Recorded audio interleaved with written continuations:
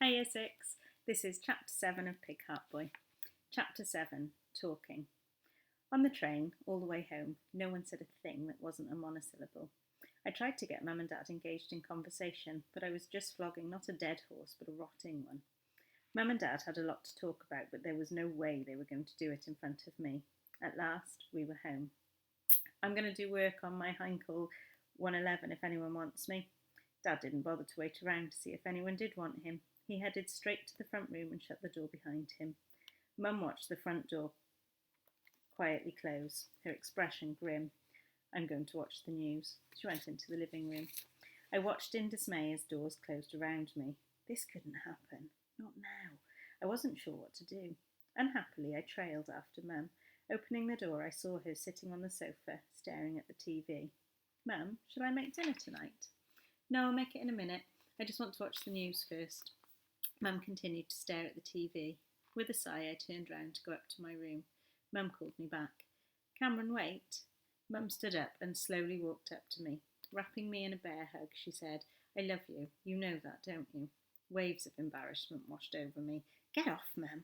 Mum let go and smiled. I love you very much. I just wanted you to know. I shuffled. I know. I don't want you to think that this new baby is in any way a replacement. I know that too, I said, surprised. It's an addition, not a replacement. Besides, I'm not going anywhere. Of course you're not, Mum agreed. Just as long as he or she knows that I'm in charge, I said loftily.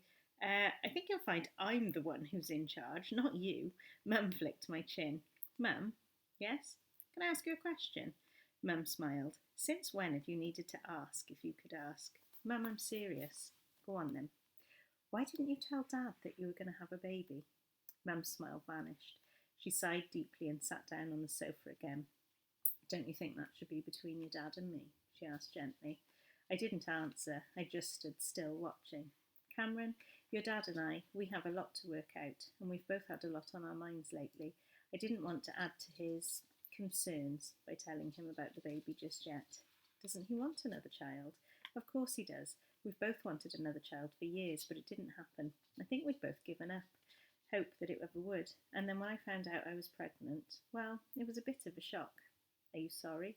Mum stroked her stomach tenderly. Not in the slightest. It's just unfortunate timing. I smiled. Or the best timing in the world, depending on how you look at it. You're in a half-full mood, I see. Huh? Some people would describe a glass half filled with water as half full. Others would describe it as half empty. The description is meant to describe the person. If you say half full, you're an upbeat optimist. And half empty means you're a sad specimen. Mum laughed. Something like that. I grinned. So I'm a half full kind of guy. You always were and you always will be. Mum smiled. Now, I'd better get dinner ready. I went to the door as Mum stood up again. Mum? Yep. I love you too.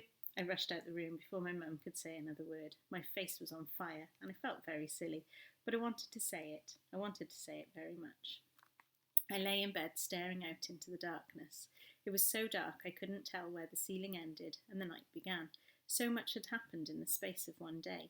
It was hard to keep it all straight and clear in my mind. I was going to get my operation, but it was all top secret and hush-hush. I was going to get a heart from a pig. The faintest trace of unease stirred within me.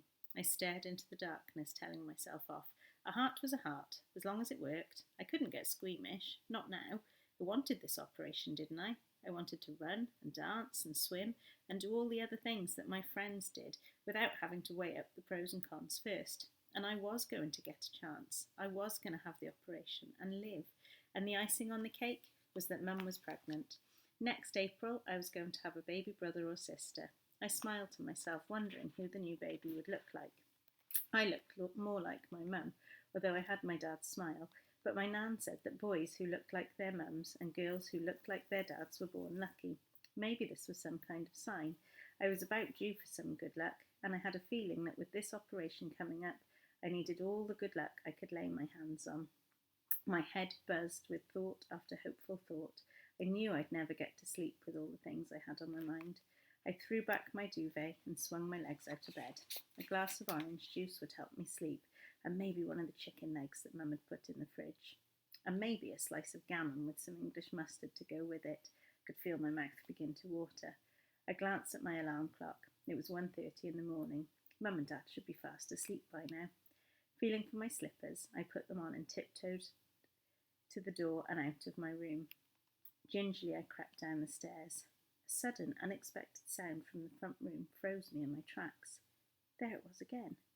Dad couldn't still be in there. The light was off. But it sounded a bit like Dad. What was going on? Why on earth was Dad sitting in the dark? I tiptoed to the closed front room door. What should I do? Now I was just at the door. I could see the faintest light seeping out from the room. Dad must have switched on his angle-poised lamp rather than the main light. Very gently, I opened the door. It was Dad. He sat at his table with his back towards the door. Dad, I whispered. Dad's head whipped round at the sound of my voice. I stared, profoundly shocked. I saw something I'd never ever seen in my life. Something I thought I'd never see. Dad was crying. Dad? I didn't know what else to say. Embarrassed, Dad quickly wiped his eyes. Dad, are you okay? I'm fine. Inwardly, I grimaced. A stupid question, followed by a blatant lie. Go on, Cameron. Off you get to bed, Dad said firmly. I wanted to stay. I desperately wanted to stay. I wanted to sit down and talk to Dad and say things, but instead I nodded and backed out of the room, closing the door carefully behind me. I headed up the stairs. I paused halfway up to look at the front room door, and then I looked up the stairs to the darkened landing. Up or down? In or out? What should I do? With a sigh, I went back to my bedroom. My hunger for chicken and gammon had vanished. I crept into my bed and put the pillow over my head. If only the rest of the world was as easy to blot out.